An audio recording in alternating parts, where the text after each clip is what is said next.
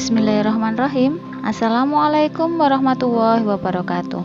Halo anak-anak kelas 4 yang hebat, apa kabar hari ini? Semoga selalu semangat dan ingat pesan ibu, ingat 3M, memakai masker, mencuci tangan dengan sabun, dan menjaga jarak.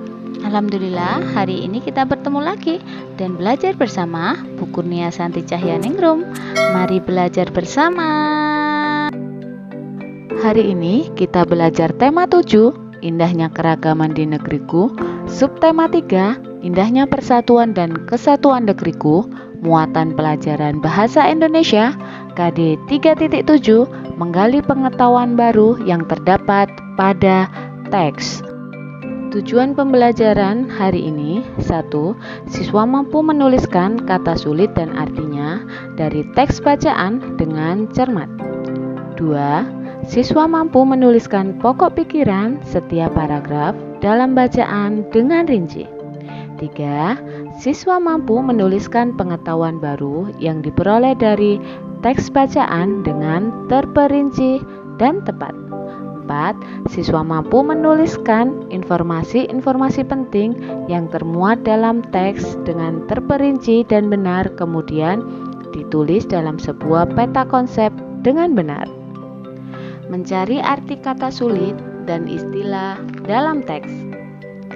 Kata sulit dalam suatu teks adalah kata yang belum kamu ketahui artinya. Dalam suatu teks, kata sulit dapat berupa istilah.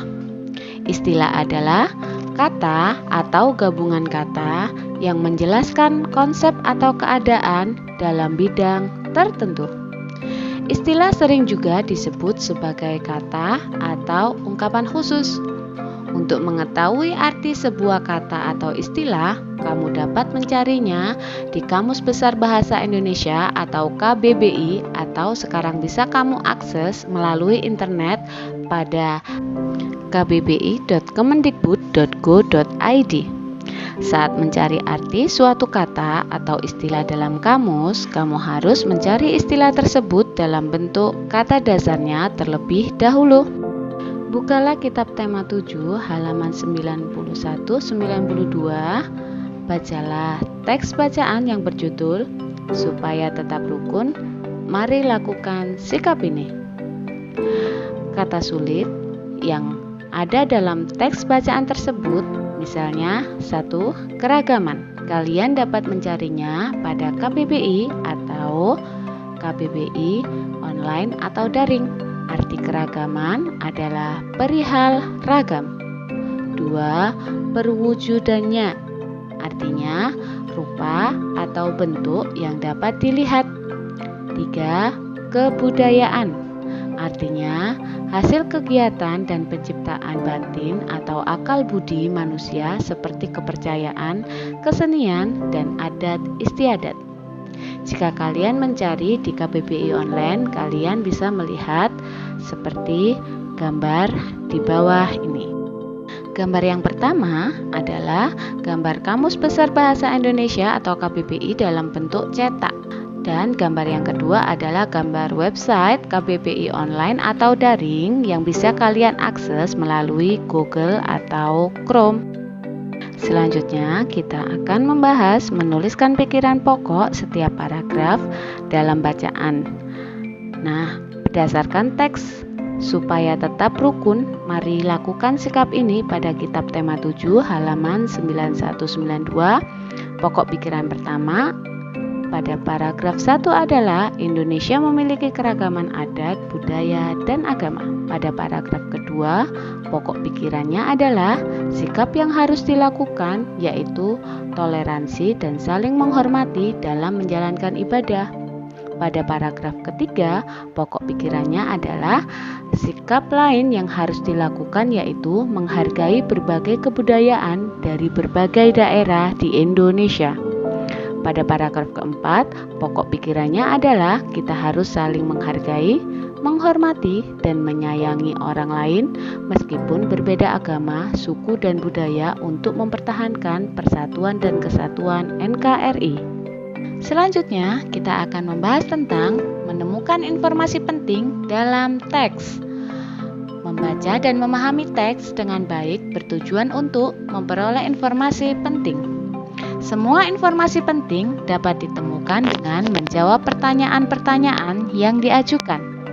Salah satu membaca yang baik adalah dengan membaca dalam hati atau tidak bersuara. Informasi dalam bacaan terbagi menjadi dua, yaitu tersurat dan tersirat. Informasi tersurat memiliki arti gamblang, tegas, terus terang, dan tidak berbelit-belit. Informasi tersurat dapat diperoleh langsung melalui bacaan. Jenis kalimat yang maknanya lugas atau jelas. Informasi tersurat dapat digunakan sebagai gagasan utama dan informasi penting. Informasi tersirat adalah informasi yang tersembunyi atau informasi yang tidak tertulis pada sebuah bacaan. Informasi tersirat memiliki arti implisit atau secara tidak langsung. Informasi tersirat ini diperoleh dengan membuat kesimpulan sendiri. Dibutuhkan kemampuan dalam memahami bacaan dengan benar. Menyampaikan informasi baru melalui peta pikiran. Peta pikiran adalah untuk memvisualisasikan informasi secara terorganisasi. Peta pikiran merupakan cara yang kreatif dan efektif dalam mencatat informasi-informasi penting yang baru kita peroleh. Membuat peta pikiran merupakan cara terbaik bagi kita untuk dapat memilah-milah pikiran dan ide. Informasi ditulis secara ringkas dan jelas agar pembacanya memahaminya. Informasi dalam sebuah teks disampaikan dalam beberapa kalimat.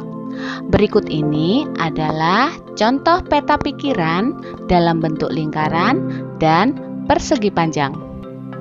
Langkah-langkah membuat peta pikiran. 1. Tulisan gagasan utama atau topik yang dibahas di tengah-tengah kertas. Beri lingkup bentuk lingkaran, persegi, segitiga, atau bentuk lain. 2. Tambahkan cabang-cabang yang keluar dari pusat gagasan tadi. 3. Tulis kata kunci atau frase pada cabang yang dikembangkan untuk penjelas. Kata-kata kunci adalah kata-kata yang menyampaikan inti sebuah gagasan dan memicu ingatan untuk memahami bacaan. 4. Tambahkan simbol-simbol dan ilustrasi agar mudah dipahami. 5. Tulis dengan rapi dan beri warna agar menarik. Berikut ini kita akan belajar cara menjelaskan informasi dari teks melalui ringkasan. Ringkasan adalah intisari sebuah teks.